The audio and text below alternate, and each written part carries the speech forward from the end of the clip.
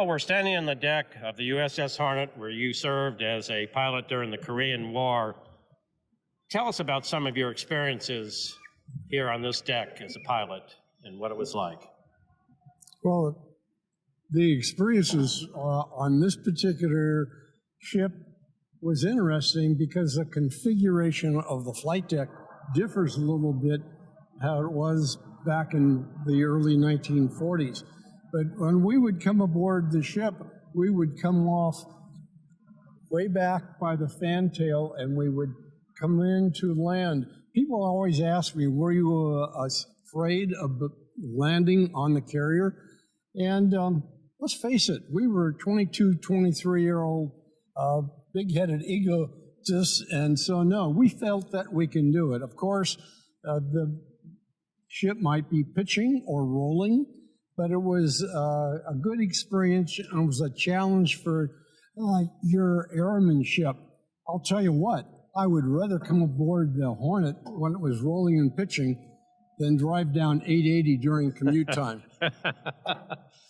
Now, you use the term a controlled landing, controlled takeoff. Tell us a little bit more about that. What was controlled about it? Oh, we would usually say that every good landing was a controlled crash because you never knew what was going to happen. We'd be coming in aboard about 120 miles an hour, and our touchdown was within about 100 feet, and your rollout would be about 100 feet. If you didn't hit the correct spot, you might be into a barricade. Dale, during your time flying here on the Hornet, what is your best memory and your worst memory right here on this deck? My best memory was probably coming back after serving in 1954 in a world cruise, passing underneath the Golden Gate Bridge, and we saw California. That was great.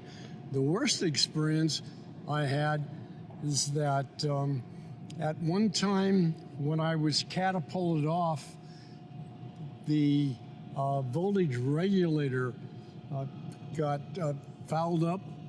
Consequently, I lost a lot of my electrical components, and it was difficult controlling the ship. I had to make a straight-in approach, which is unusual. Touchdown and got out. I almost kissed the deck because that was the closest I had to having an accident. Did you observe actual crashes here on the deck as other pilots landed during your service? Oh, yeah. We had not too many, but we had sometimes on the catapults, jets had to be catapulted off in order to attain the proper takeoff speed. Sometimes the catapults didn't have full power, and I saw one of my roommates got what we called a cold cat. He was shot off and he landed in the water. Thank goodness the ship missed him. I've seen a few other small accidents when planes would come aboard and the tail hook didn't catch the correct arresting wire and they had to go into the barricade. But by and large, Navy pilots are trained well, and we take pride in our landings. I'm sure. Now, Dale, we're going to walk over here because there's another element of history to the USS Hornet that involves the race, the space race, so to speak. So let's walk over in this direction here just a little bit and tell me what happened up here in this spot right up here. July of 1969, this ship recovered the astronauts from Apollo 11, the first moonwalk. During that time, President Nixon came aboard and he was viewing the recovery of the astronauts. In fact, as we look up into the island is a superstructure. I am pointing up there right below the service ribbons is a round plaque, which is the seal of the officers of the President of the United States, and that is where President Nixon stood to watch the recovery of the astronauts. The helicopter picked them up, came over and landed over here to my left, then rolled on to the number 2 elevator. They went down and they were put into a mobile quarantine facility. And that was in 1969? 1969. The ship also recovered Apollo 12 later on in 1969, and those were the last two missions of the USS Hornet. Do you remember any of the names of the astronauts on that 1969 mission? I know, do you? I should know, but I don't. This is another point that I try to bring up. This is an educational museum, and sometimes we'll ask people, who were the first astronauts on the moon? Well, a lot of the people know that Neil Armstrong was the very first one. Some of them know that the second person was Buzz Aldrin, but lo and behold, very few know the name of the third astronaut. He did not get onto the moon, but he remained up into the capsule up there, waiting for Neil and Buzz to go back up, and his name was Michael Collins. A lot of history there, Dale, and this ship has a lot of history, which we're going to talk more about here during the rest of the program. Everything starts out small. The things that hurt us, they all start from somewhere.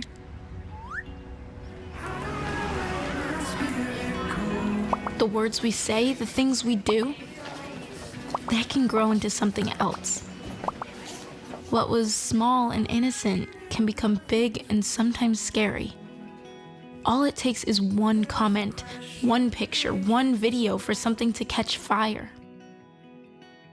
But a big problem doesn't need a big response. Not at first. Even if we don't know what to say, the eye emoji can be that first step we take. Let's all pledge to take that first small step together and change the world in a big way. I'm a witness, and so are you.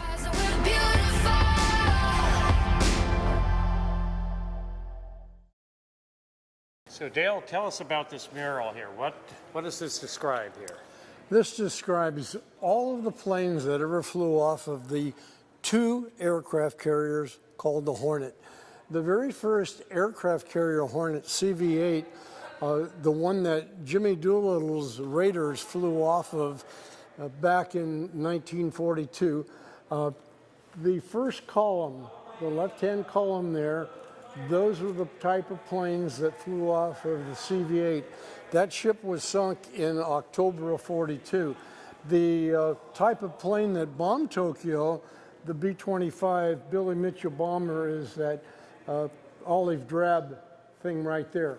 From this second thing on over, these are the planes that flew off of World War II, and then we get into the jets. The type of plane that I flew off of the Phil C in Korea is the Panther jet, this one type right here. And then off of this ship during peacetime in 1954, I flew the Cougar jet, which is this one here. In fact, this is the marking of our particular squadron with the red lightning strike right there, just like on here you see the Ace of Hearts with the red lightning bolt through it. And then it goes over, and these were the last type of planes that ever flew off of this particular ship. So one of our docents is an artist, and he painted these symbolizing all the planes that flew off of the USS Hornets. It says between 1941 and 1970.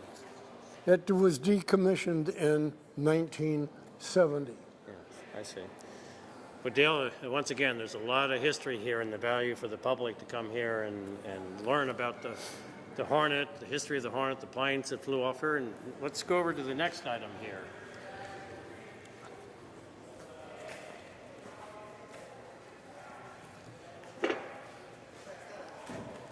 And what are we looking at here, Dale? This is an Apollo capsule, not the exact one for Apollo 11, but the type that it was. If you were to look in there like that lady is looking in, you'd see the 3 seats where the astronauts were. And this is what came down. The type of aircraft, the helicopters that picked up the astronauts would be the white helicopter back over there, number 66. And then they were brought aboard this carrier, they were let out, and then the astronauts got into the mobile quarantine facility, which happens to be that trailer right there. An interesting part of this is where we get a lot of fun when people are talking about. If you look right back here, the Boy Scouts painted the footsteps where the astronauts got out of the capsule and went into the mobile quarantine facilities. And we had one woman ask a docent, well, how did they know the foot size for Neil Armstrong? Listen to me. I am captain of the track team. And if I'm late, She doesn't really think she's going to get out of here, does she? Be nice, she's new. Hello, is anyone there? Ugh! Wow. Even from our standards, you look awful. Oh, sweetie, what happened? Me? My friend Becky got to talk to this super cute boy, and I tried to act like I wasn't jealous, but I so totally was. And then out of nowhere, this concrete barrier just popped up. Maybe it was a semi. You mean you were driving? Yeah. I mean, I know the whole eyes on the road thing, but this was a super important text. Maybe you have to know, Becky. Texting? Great. But it was only like 5 seconds, and I'm a really, really fast texter, so it wasn't even a big deal. Actually, has she texted me back yet? Wow, I get like no bars in this place. I wonder if they have Wi-Fi here.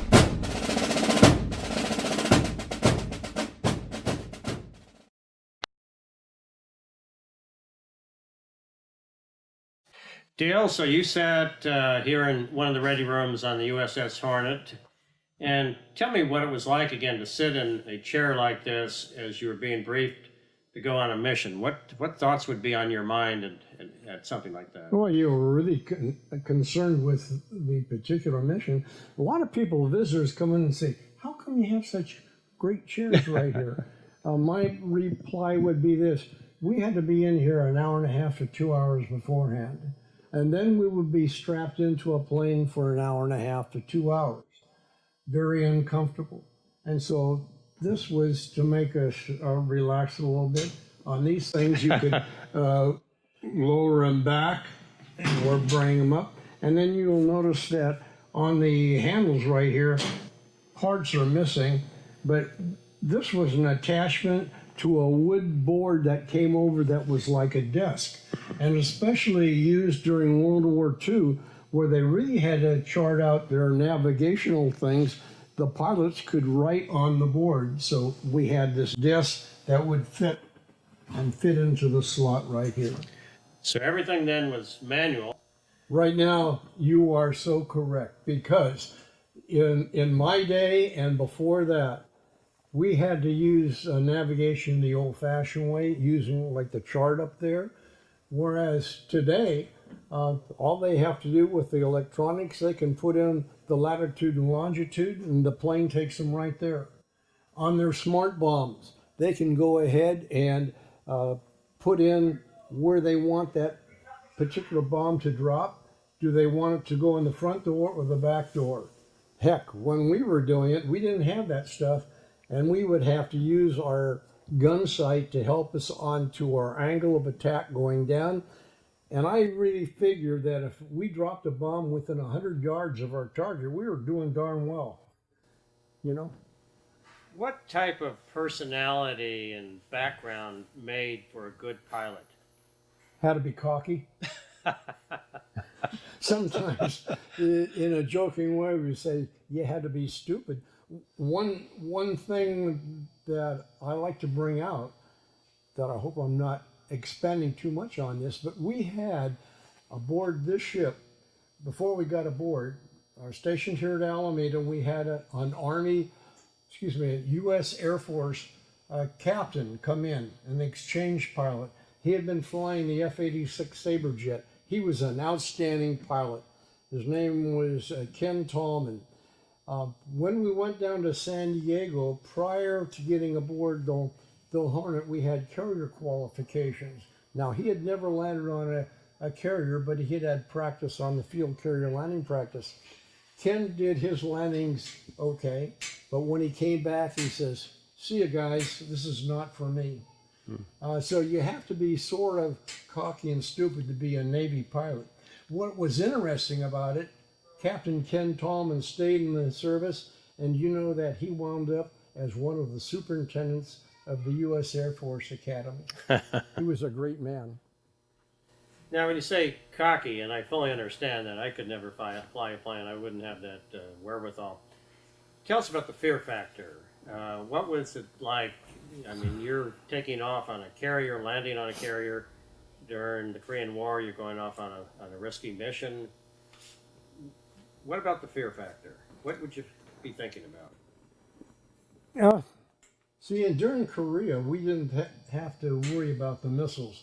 It was strictly anti-aircraft guns or small arm fires coming up, whereas during Vietnam, the beginning of shooting surface air missile, we didn't have that particular factor. You were more concerned with being able, concentrating to getting to the target and hoping that you could get back to the ship okay for a landing. Like I say, most of the Navy pilots, they were so locked into what they were supposed to be doing. And let's face it, we were only, during Korea, we were only in the air for maybe an hour and a half to 2 hours, which is a very short time compared to the poor troops on the ground that were being fired at 24/7. So we had it relatively easy. During the course of the Korean War, do you have recollections in terms of the sense of what the outcome of that war was going to be? Were there doubts, uncertainties in terms of would the war ever end? And yeah, some of us, it depended upon your attitude for things. I remember I wasn't married at the time, and my folks lived in San Leandro. I remember writing a letter home that I was really concerned about that some of the missions that we went on would be like armed reconnaissance. You're going over the main highways or even the railroads to take out cars or what have you. In the North Korean, a lot of their transportation was by Oxcarts. Wow. And so you're going along a road, it was highway to them, but roads to us, and there's an Oxcart. You don't know if that person is carrying ammo for the North Korean troops or not. And so I wrote home and I says, you know, being a Christian, I'm just wondering, am I taking out some innocent person or what? And I even sent a letter to the church where my folks attended, and the reply was back, do what you have to do. If you think that there's a possibility of them carrying ammo that would be shooting at you, and a lot of times you would take out an ox cart and the thing would blow up and you say, good, I did it. But other times it wouldn't blow up, but hopefully you could see the guy jump out of the cart in time and try to hide under a culvert or something. 65 years ago, approximately, people using ox carts, it almost sounds like that was a biblical experience. It's probably hard for a lot of people to imagine how ox carts were used in a place like Korea at that time. I don't know. They didn't have too much a better transportation than that. The roads weren't really great, and I never gave any thought to that. You start looking at the type of cars that we had or trucks in that time, they weren't really four-wheel drives other than some of the Army trucks possibly. The planes certainly were different. Jet planes just came out. World War II didn't have any jet aircraft, so anyhow, we did what we had to do, and we felt that we did as well as possible. Well, Dale, we're in a ready room. You said there were 5 ready rooms here on the Four on the Hornet. Tell us about the type of planes that you flew. Well, I can say that the plane that I flew in Korea, it was the Grumman F9F2 Panther jet. To many of us, it was the best Navy jet in the early 50s. It was even flown by the Blue Angels. And then after the war, I flew the Grumman Cougar jet, which was the swept wing version of the Panther. It was also flown by the Blue Angels. So they were both subsonic. They could not break the speed of sound. And now you have planes that can go twice the speed of sound. For the type of flying that we had to do, I felt that we had good aircraft. Okay.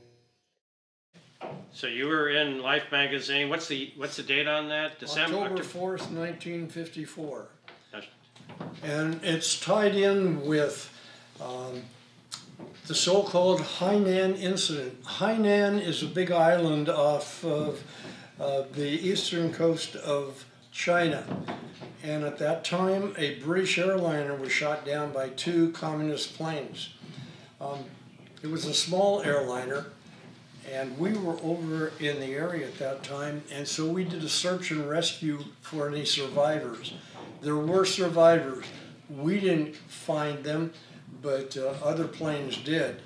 And anyhow, as you turn into here, you'll see where it says Fleet Watch off of Formosa. Formosa is now Taiwan, and that's my picture right there. That's you right there. The first one, yeah. And it was really interesting. The pilots who were in other planes from the Phil C shot down two communist planes. We got our pictures in Life magazine. They didn't, and they were really mad at us because we got the publicity. You know, once again, the ego part. You know, how come it wasn't me?